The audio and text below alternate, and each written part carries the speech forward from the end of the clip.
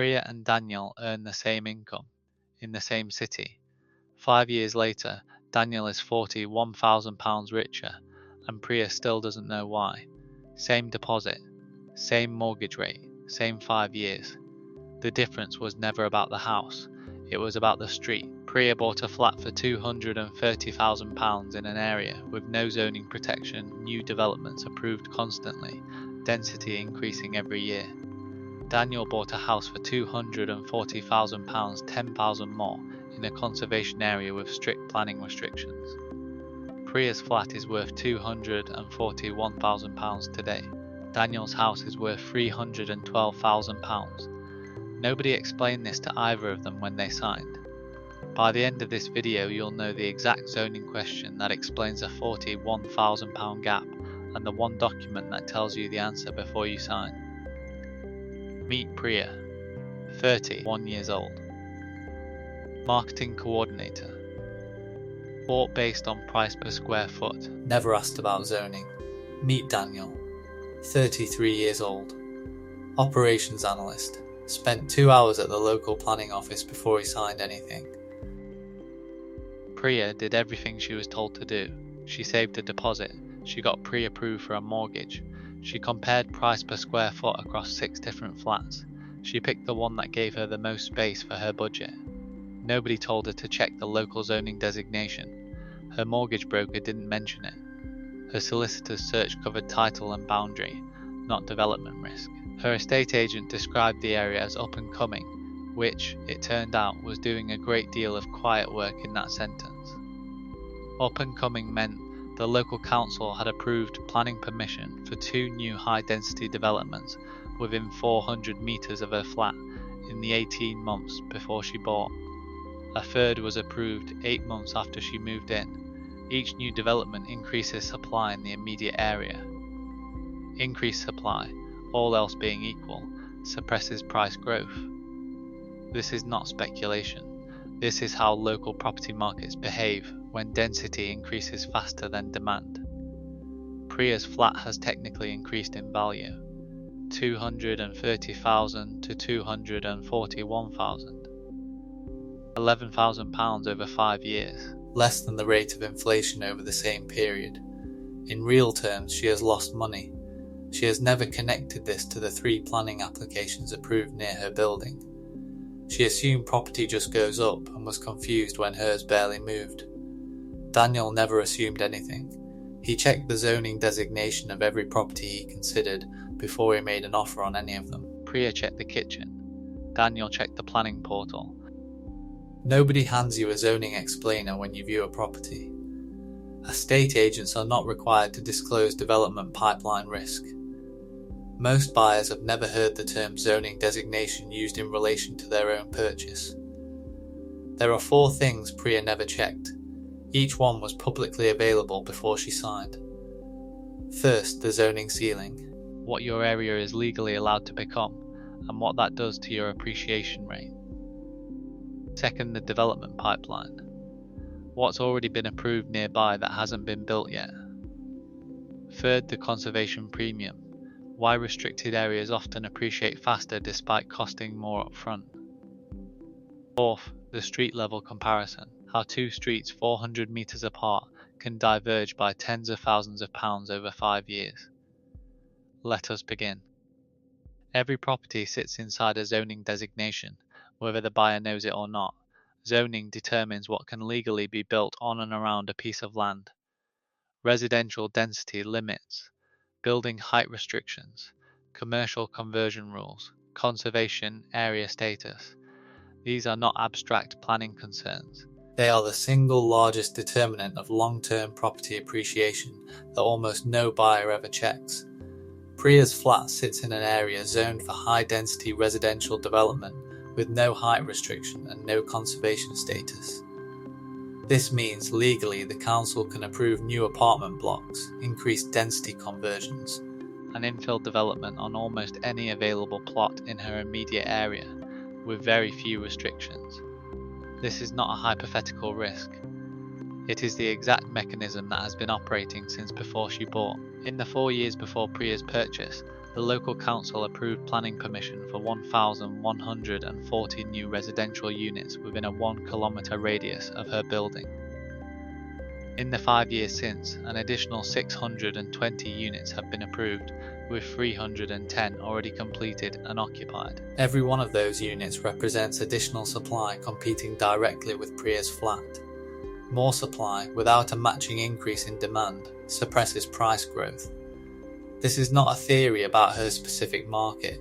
It is observable in the sale price data for her postcode over the same period. Daniel's area carries a different designation entirely. It sits within a formally recognised conservation area, which means new development is heavily restricted. Planning applications for anything beyond minor renovation face significant hurdles. The council has approved only 40 new units within the same 1 kilometre radius around his house in the same 5-year period, almost 20 times less new supply than Priya's area. This is the zoning ceiling. It is not about whether an area is currently desirable, it is about how much room the area has, legally, to add new supply that competes with your specific property. An area with a high zoning ceiling can absorb unlimited new competition. An area with a low zoning ceiling, a conservation designation, a green belt boundary. A strict height restriction has a hard limit on how much new supply can ever appear. Daniel did not get lucky. He looked up the zoning designation of every property he was considering before he made a single offer. The conservation designation on his eventual purchase was the deciding factor over 2 other properties he viewed that were, on paper, slightly cheaper. Priya has never looked up her own zoning designation even now. She does not know her area's zoning ceiling is the direct explanation for 5 years of underperformance. Zoning tells you what is legally possible. The development pipeline tells you what is actually happening right now. Every local council maintains a public planning portal listing every application submitted, approved and under construction in the area. This is publicly accessible information. Anyone can search it, free, before making an offer on a property. Almost nobody does. Here is what was sitting in the public planning portal for Priya's postcode the week she viewed her flat, information she never looked at. 2 planning applications for high-density apartment conversions within 400 metres, both already approved. 1 application for a 6-storey development on a former industrial site 600 metres away. Under review with a high likelihood of approval based on the council's recent voting pattern. A council-published local area plan explicitly designating her postcode for increased residential density over the following decade. All of this was public, searchable and free in the 3 weeks before Priya signed her purchase agreement. None of it was mentioned by her estate agent. None of it appeared in her mortgage paperwork. Her solicitors conveyancing search checks for very specific legal issues: flood risk, boundary disputes, restrictive covenants, but a standard search does not flag general development pipeline risk unless the buyer specifically requests an additional planning search, which costs approximately £45 and takes under a week to return. £45. Priya did not know this search existed. Daniel requested it on every property he viewed. The search on his eventual purchase came back clean 2 minor renovation applications nearby, both already completed. Nothing pending that would meaningfully increase local supply. The search on one of the other properties he was considering a house that was, on paper, £8,000 cheaper than the one he eventually bought came back showing a pending application for a 40-unit development on an adjacent plot, already through initial council review with a strong likelihood of approval. Daniel walked away from that property specifically because of that search result. The £8,000 saving was not worth the development risk it was sitting next to. This is the development pipeline. It is not about predicting the future. It is about reading information that already exists, that is already public, before you commit 5 years or more of your finances to a specific patch of land. Priya's flat sat 800 metres from 3 separate approved developments the week she bought it. She has lived there for 5 years without ever knowing any of them existed until this calculation was run for her. Conservation areas cost more to buy into. This is well known and widely cited as a reason to avoid them. What is far less widely understood is what that premium buys, and why it has consistently outperformed the alternative over every 5-year period in the data available for both Priya and Daniel's city. Daniel paid £10,000 more for his house than Priya paid for her flat. At the time, this felt like a straightforward trade-off: more money for an arguably nicer area. Nothing more calculated than that. 5 years later, the £10,000 premium has returned £61,000 in additional appreciation. Here is the mechanism. Conservation designation does not just restrict new development. It restricts the supply side of the local market permanently, or at minimum for as long as the designation remains in place, which for most conservation areas in this country has been multiple decades without reversal. When supply is structurally limited and demand for the area continues to grow, driven by school catchment quality, transport links, general desirability prices in that area are mechanically forced upward faster than in areas where supply can continue to expand to meet demand. This is not unique to Daniel's specific street. Across comparable conservation designated areas in the same city, average 5-year appreciation has run at approximately 34%, compared to approximately 5% in non-designated areas with active development pipelines over the same period. 34% versus 5% across the same city, within similar distances of the same amenities, transport links, and employment centres. The conservation premium is not a luxury cost. It is closer to an insurance payment against the exact risk that has eroded Priya's equity for 5 years: uncontrolled supply growth suppressing her appreciation rate. Priya did not avoid the conservation area because she made a considered trade-off.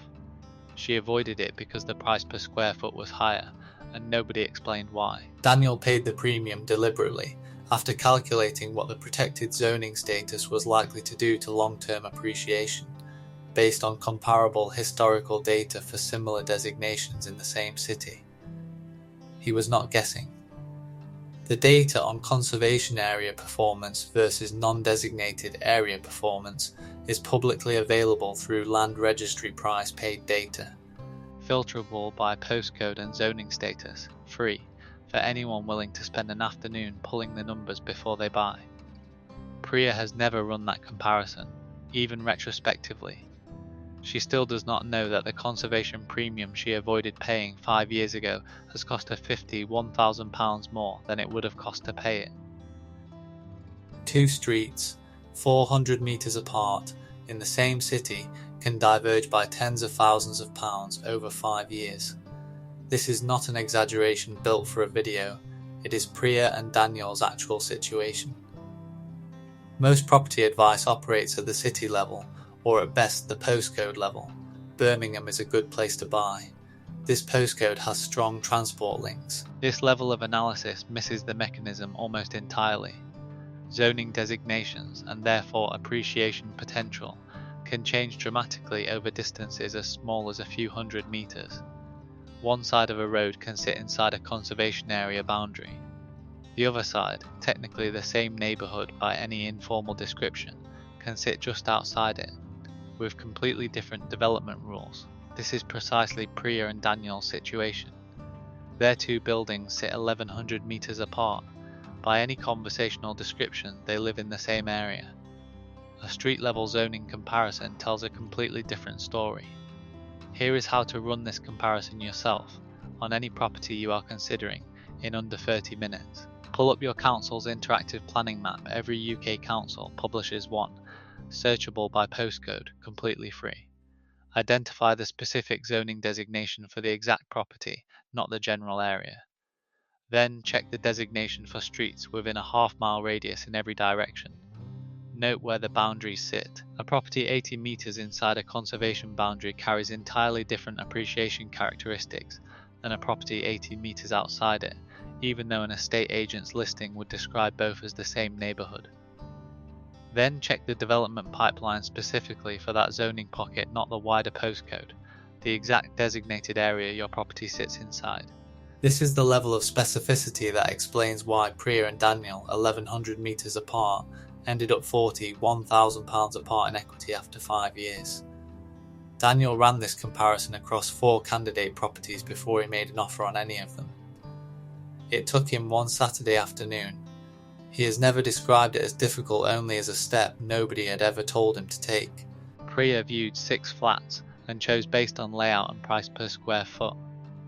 The zoning boundary that would determine her 5-year outcome sat less than 200 metres from her front door the entire time, and she never once checked which side of it she was buying into. There is a second layer to the street level comparison that matters just as much as the boundary itself, the direction the boundary is moving. Conservation area boundaries are not always permanent. Some expand, some contract. Local councils periodically review designated areas, and a property sitting just outside a boundary today can sometimes be brought inside it within a few years, picking up the conservation premium retroactively. The reverse is also true, though far less common. A council can occasionally reduce a conservation area's footprint under development pressure.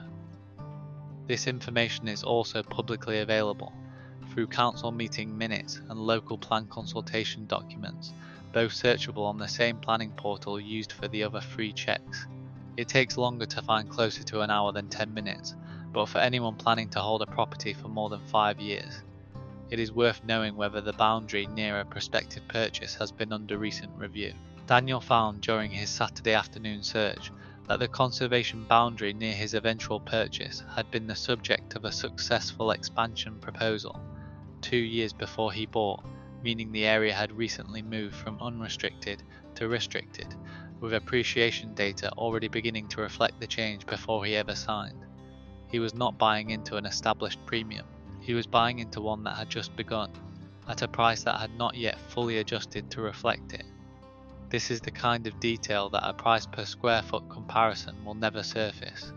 It only becomes visible once you are looking at the zoning boundary itself, and asking not just where it sits today, but where it sat 5 years ago, and where the council's own published plans suggest it might sit 5 years from now. We are not telling you conservation areas are always the right choice, or that every zoning unrestricted area is a mistake. We are telling you the decision should be made with the information, not without it. The zoning ceiling is checkable in 10 minutes. Every UK council publishes an interactive planning map, searchable by postcode. Find your specific designation. Check the restrictions that apply to it. This tells you the legal limit on how much new supply can ever compete with your property. The development pipeline is checkable for £45 through a dedicated planning search, on top of your standard conveyancing search. Most solicitors can add this for you if you specifically request it. It is not automatic. Ask before you sign, not after. The conservation premium is a calculation, not a guess. Pull land registry price paid data for both a conservation designated comparable and a non-designated comparable in your target area. Compare 5-year appreciation. This tells you whether the upfront premium is actually a premium or a discount in disguise. The street level comparison takes one afternoon. Don't evaluate the area. Evaluate the exact zoning pocket your specific property sits inside, and the pockets within half a mile in every direction. Boundaries matter more than postcodes. 4 checks. None of them require a professional. None of them cost more than £45. All 4 are available before you make an offer, not after you've already signed. Priya had access to every one of these checks 5 years ago. She used none of them. Priya is not house hunting again anytime soon. The decision she made 5 years ago is the decision she is living inside right now, every single month, in the equity she has and has not built. She is not foolish. She did everything she was told to do: save a deposit, compare prices, choose the flat that felt right. Nobody told her there was a 5th thing to check. A zoning designation, a planning portal, a boundary on a council map that sat 200 metres from her front door the entire time. If you are looking at a property right now, or even just thinking about it for next year, the checks exist.